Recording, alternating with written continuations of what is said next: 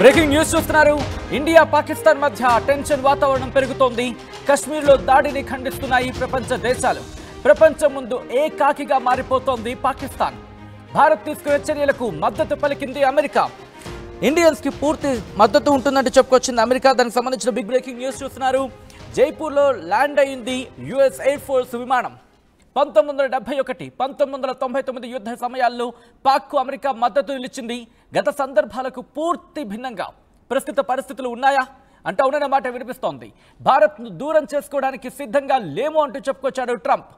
India reaction కోసం ఎదురు చూస్తోంది ప్రపంచం. ఇజ్రాయెల్ నుంచి ఇండియాకు మిలిటరీ విమానాలు వచ్చాయి. దాంతోపాటు ఇటు సౌదీ అరేబియా నుంచి కూడా వచ్చినట్టుగా ప్రచారం జరుగుతోంది. ఇండియాకు మద్దతు ప్రకటించింది యుఎస్ ఇంటెలిజెన్స్ చీఫ్ తులసి గబ్బార్డ్. రియాక్టర్ ఒక్కసారి ఆ రియాక్షన్ చూస్తున్నారు ఆర్టీవీ స్క్రీన్ మీద. We stand in solidarity with India. In fact, we stand with solidarity with India in the wake of the horrific Islamist terrorist attack targeting and killing 26 Hindus in Pahalgam. My prayers and deepest sympathies are with those who lost their loved ones. Prime Minister Narendra Modi and with all the people of India. We are with you and support you as you hunt down those responsible for this heinous attack. ఇంత దారుణమైన దుర్ఘటనకు పాల్పడిన వాళ్ళని వెతికి వేటాడి చంపేయండి. దానికి మేము దన్నుంటాం, దానికి మేము మద్దతు ఇస్తా ఉంటోంది అమెరికా. ఇదే అంశానికి సంబంధించి తులసి గబ్బార్డ్ రియాక్ట్ అయ్యారు. ఆమె చెబుతున్న ఆ ట్వీట్ని మీరు చూడడం జరుగుతోంది. ఆమె సాదాసీదా మనిషి కాదు. అమెరికాకు సంబంధించి director of national intelligence director ఇటు అమెరికాకు సంబంధించి అంటే అర్థం చేసుకోవచ్చు అమెరికా ఏ లెవెల్లో సపోర్ట్ రాబోతోందో. ఈ నేపథ్యంలోనే ఇప్పుడు ఏకాకిగా మారుతోంది పాకిస్తాన్. తనకి దన్నుగా ఉంటారు, తనకు మద్దతుగా ఉంటారు అనుకున్న వాళ్ళెవ్వరూ ఇప్పుడు పాకిస్తాన్కి మద్దతుగా నిలవటం లేదు. అందరూ ఒక్కొక్కరిగా మన భారతదేశం వైపే దన్నుగా ఉంటా ఉంటున్నారు, మద్దతు ఇస్తా ఉంటున్నారు. అదుగు మీరు చూడొచ్చు, ఇప్పటికే దిగుతున్న విజువల్స్కి సంబంధించి మీరు చూడొచ్చు.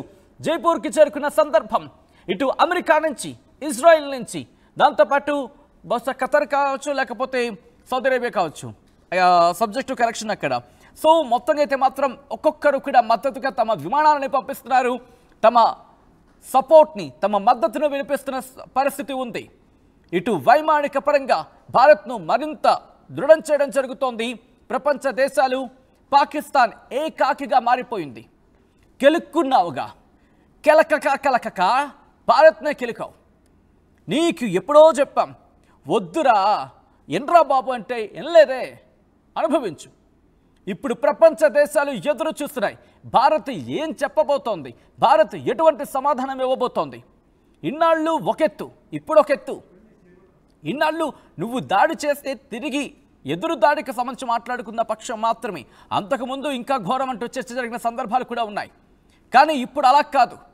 నువ్వు దాడి చేసే కన్నా ముందే నీ వాళ్ళు అంటే నీకు సంబంధించి కుక్కలుగా మాట్లాడుకునేవాళ్ళు, నువ్వు బిస్కెట్లు వేస్తే పరిగెట్టేవాళ్ళు, భారత్కు శత్రువులుగా ఉన్నవాళ్ళు, పాకిస్తాన్ ఉగ్రవాదులు ఎక్కడున్నారో వెతికి వెంటాడి నరికి చంపి, అవును ఎలాగైనా మిమ్మల్ని తుదుముట్టించడమే టార్గెట్గా భారత్ వెళ్ళబోతోంది. ఈ నేపథ్యంలో ఇటు భారత్ ఎటువంటి చర్యలకు దిగబోతోంది, భారత్ రిప్లై ఎలా ఉండబోతోంది ఆసక్తికరంగా మారింది. మా ప్రతినిధి మధు అప్డేట్స్ అందించేందుకు సిద్ధంగా ఉన్నారు. మధు, తులసి గబ్బార్డ్ యుఎస్ ఇంటెలిజెన్స్ చీఫ్ కూడా రియాక్ట్ అయిన సందర్భాన్ని చూసాం. ఎలా మారే అవకాశం కనిపిస్తోంది, ఎటువంటి అటాక్ ఉండే అవకాశం ఉంది, ఎటువంటి చర్చ జరుగుతోంది మధు?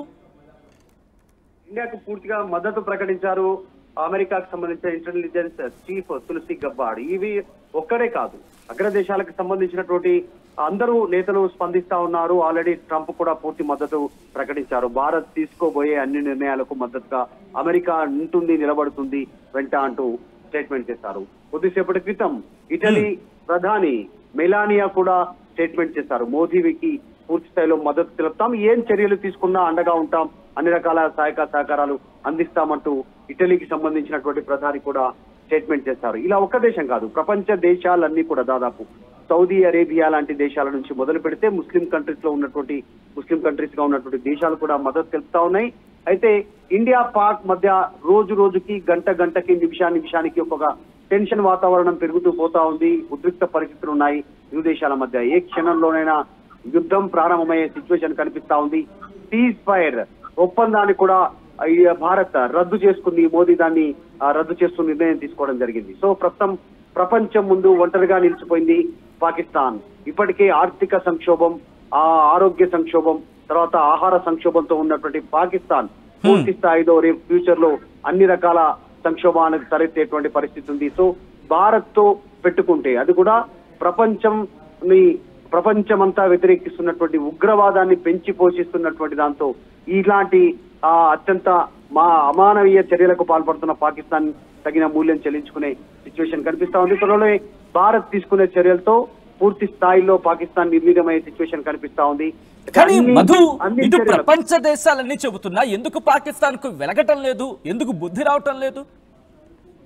అంటే ఊబిలో కూరుకుపోయినటువంటి సిచ్యువేషన్ ఉంది పాకిస్తాన్ పరిస్థితి. చాలా క్రూషియల్. ఎందుకంటే ఈ రోజు ఈ పాకిస్తాన్ ఆర్మీని కూడా కంట్రోల్ చేసేటువంటి విధంగా హఫీజ్ సయ్యద్ లాంటి ఉగ్రవాద పిచ్చి కుక్కలు, దాంతో పాటు కొద్దిమంది ఇలాంటి వ్యక్తులు ఉన్నటువంటి సిచ్యువేషన్ ఉంది. వారి మాటలే చెల్లుబాటు అయ్యాల. గతంలో చూసాం ప్రపంచం పైన దాడి చేసినటువంటి ఉగ్రవాదాన్ని పెంచి పోషించినటువంటి ఒసామా బిన్ లాడెన్ లాంటి వ్యక్తులకు పాకిస్తాన్ ఆశ్రయం ఇస్తోంది.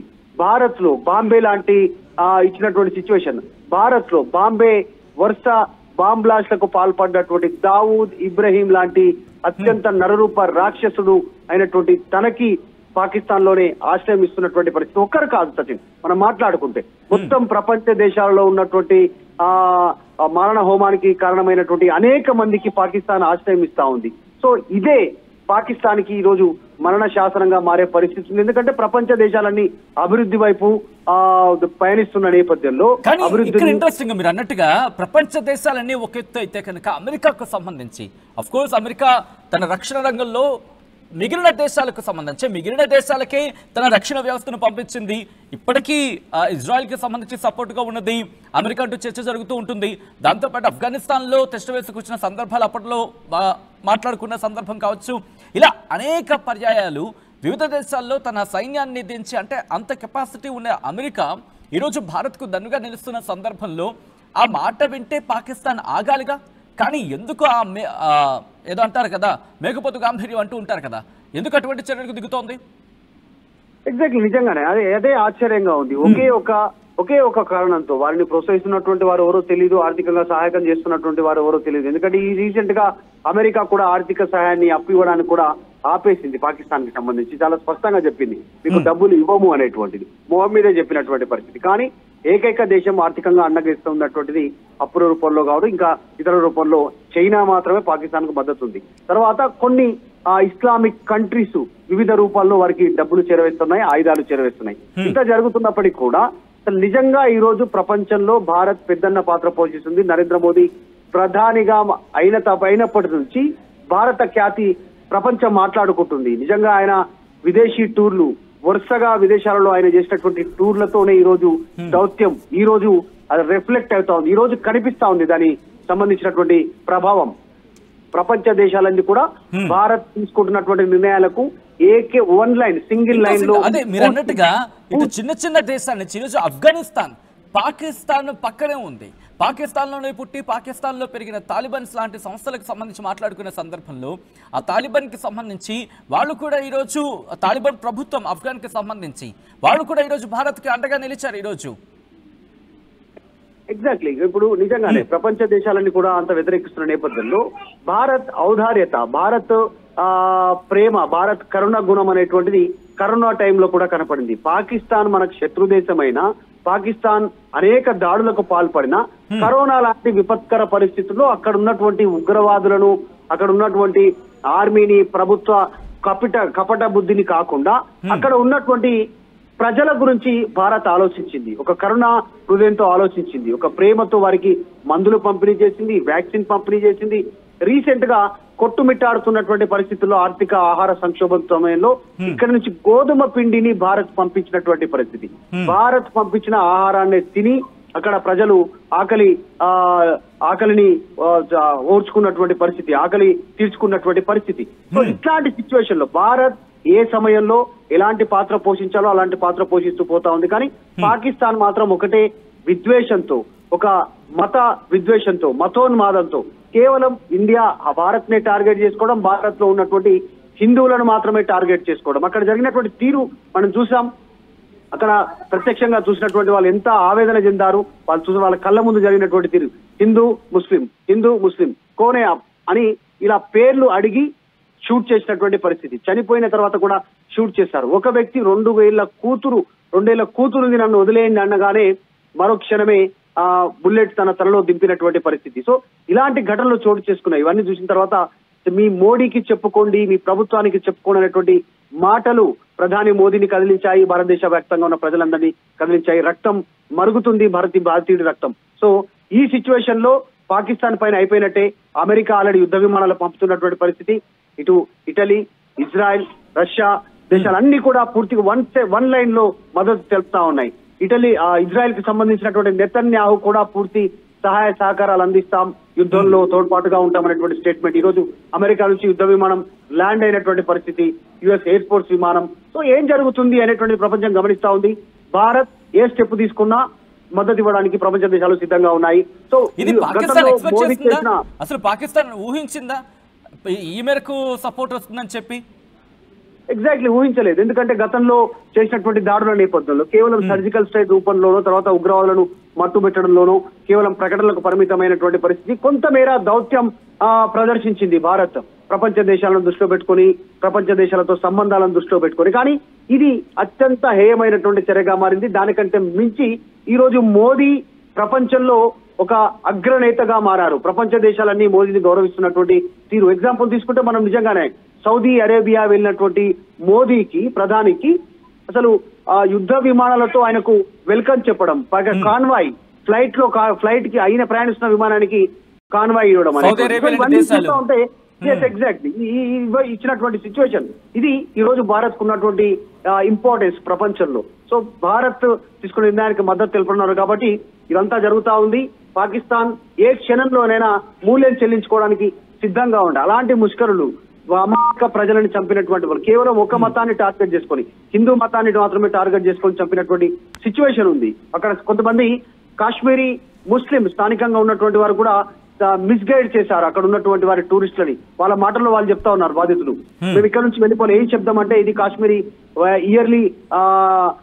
ఇయర్లీ సెలబ్రేషన్స్ అని, అవి పటాకులు పేలుతా ఉన్నాయి, మీరు భయపడాల్సిన అవసరం లేదు, ఇక్కడే ఉండండి అని కొద్దిమందిని ఆపారు.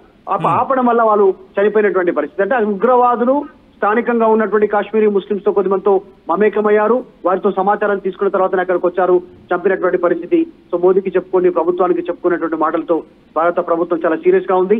ఖచ్చితంగా కఠిన చర్యలు తీసుకోబోతా ఉంది పాక్ పైన.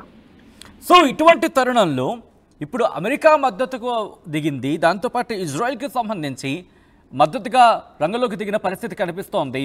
ఒకవేళ ప్రపంచ దేశాలు ఇస్తున్న ఈ మద్దతుతో పాకిస్తాన్ మెట్టు దిగి ఆలోచించే అవకాశం ఉందనుకోవచ్చా? లేకపోతే మరి ముఖ్యంగా ఇక్కడ కొన్ని సందర్భం మాట్లాడుకుంటూ ఉంటాం, కుక్కతో ఒక వంకరలాగా పాకిస్తాన్ మరి తన పాత బుద్ధి చూపించే అవకాశం ఉందా? నిజంగానే, ఎందుకంటే మనం చూసాం ఇప్పుడు హమాస్ దాడి చేసిన తర్వాత ఇజ్రాయెల్ పైన మూకుమ్మడి దాడి చేసి ఇక్కడ ఉన్నటువంటి ఇజ్రాయెల్ లో ఉన్నటువంటి ఆ శరణార్థులను పట్టుకోవడం, వాళ్ళందరి శరణార్థులుగా పట్టుకోవడము, హింసించడము, రేప్ చేయడము, తల నరికి చంపడము, బుల్లెట్ దింపడం, ఇవన్నీ జరిగిన తర్వాత ఇజ్రాయెల్ చాలా డిప్లొమాటిక్ గా ఎట్లయితే దాడి చేసి గాజా స్ట్రిప్ ని అంతం చేసిందో, భూస్థాపితం చేసిందో, అలాంటి దాడి పాకిస్తాన్ పైన ఉండాలని భారతీయులు కోరుకుంటున్నారు. కానీ ఆ స్థాయి దాడి ఉండకపోవచ్చు, అలాంటి సిచ్యువేషన్ ఉండకపోవచ్చు అనేటువంటిది కనిపిస్తా ఉంది. వాళ్ళను పూర్తిగా నిర్వీర్యం చేసేటటువంటి దిశగా, అంటే ఇందాక జలాలను నిలిపివేయడం, సింధు జలాలకు సంబంధించి, తర్వాత దౌత్యపరమైనటువంటి ఒత్తిడి తీసుకురావడం, ముఖ్యంగా పాకిస్తాన్ లో ఉన్నటువంటి ఉగ్రవాద శిబిరాలను, ఉగ్రవాద మూలాలను అంతమొందించడం భారత్ ముందున్నటువంటి ప్రధానమైనటువంటి దృష్టిగా కనిపిస్తా ఉంది. ఇప్పుడు హమాస్ లాంటి ఉగ్రవాదులు గాజాలో పూర్తి స్థాయిలో ఆక్యుపై చేశారు కాబట్టి గాజాను పూర్తి స్థాయిలో నిర్మూలించింది ఇజ్రాయెల్. కానీ పాకిస్తాన్ లో అలా కాదు. పాకిస్తాన్ లో ఉన్నటువంటి ఉగ్రవాద శిబిరాలే భారత్ మొదటి టార్గెట్ గా ఉండే అవకాశం ఉంది. అక్కడ ఇప్పుడున్నటువంటి ఉగ్రవాద ప్రభుత్వం కాకుండా దాన్ని తొలగించడానికి కూడా ప్రభుత్వం పనిచేసేటువంటి అవకాశం ఉంది. సో చాలా పెద్ద స్టెప్ అనుకోవచ్చు.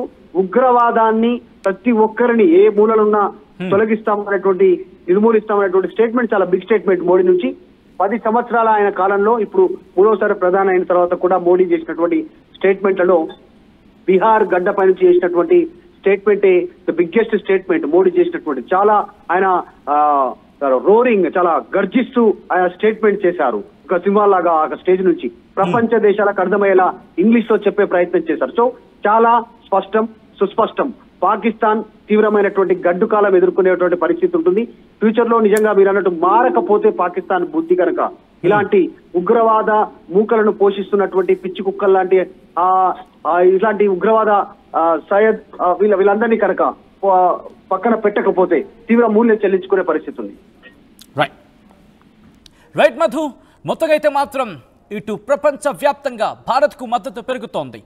భారత్ పాకిస్తాన్ మధ్య టెన్షన్ పెరుగుతున్న నేపథ్యంలో కశ్మీర్లో దాడిని ఖండిస్తున్నాయి ప్రపంచ దేశాలు. ప్రపంచం ముందు ఏకాకిగా మారిపోతోంది పాకిస్తాన్. భారత్ తీసుకునే చర్యలకు మద్దతు పలికింది అమెరికా. ఇండియన్స్కు సంపూర్ణ మద్దతు ఉంటుందంటున్నాడు ట్రంప్. జైపూర్లో యుఎస్ ఎయిర్ ఫోర్స్ విమానం ల్యాండ్ అయింది. 1971, 1999 యుద్ధ సమయాల్లో పాక్కు అమెరికా మద్దతుగా నిలిచింది. గత సందర్భాలకు పూర్తి భిన్నంగా ప్రస్తుత పరిస్థితులున్నాయి. భారత్ను దూరం చేసుకోవడానికి సిద్ధంగా లేను అంటూ చెప్పుకొచ్చాడు ట్రంప్. ఇండియా రియాక్షన్ ఏంటి? ఇప్పుడు దీనికోసమే యావత్ ప్రపంచం రెండు కళ్ళతో కాదు ఆ కళ్ళకు మరిన్ని కళ్ళు చేసుకొని ఎదురు చూస్తోంది. ఇప్పటికే ఇజ్రాయెల్ నుంచి ఇండియాకు మిలిటరీ విమానాలు వచ్చేసాయి. ఇండియాకు మద్దతు ప్రకటించింది ఇప్పుడు యుఎస్ ఇంటెలిజెన్స్ కూడా మద్దతు పలకడం ఏ మేరకు లాభించే అవకాశం ఉందంటే చాలా మరి ముఖ్యంగా టెక్నాలజీకి సంబంధించి, దాంతోపాటు శాటిలైట్కి సంబంధించి, దాంతోపాటు ఇన్ఫర్మేషన్కి సంబంధించి, దాంతోపాటు ఈ టెక్నాలజికల్ ఎరాలు యుద్ధాలు ఎప్పుడు టెక్నాలజీ మీద ముందుగా ఆధారపడి ఉంటాయి. అఫ్కోర్స్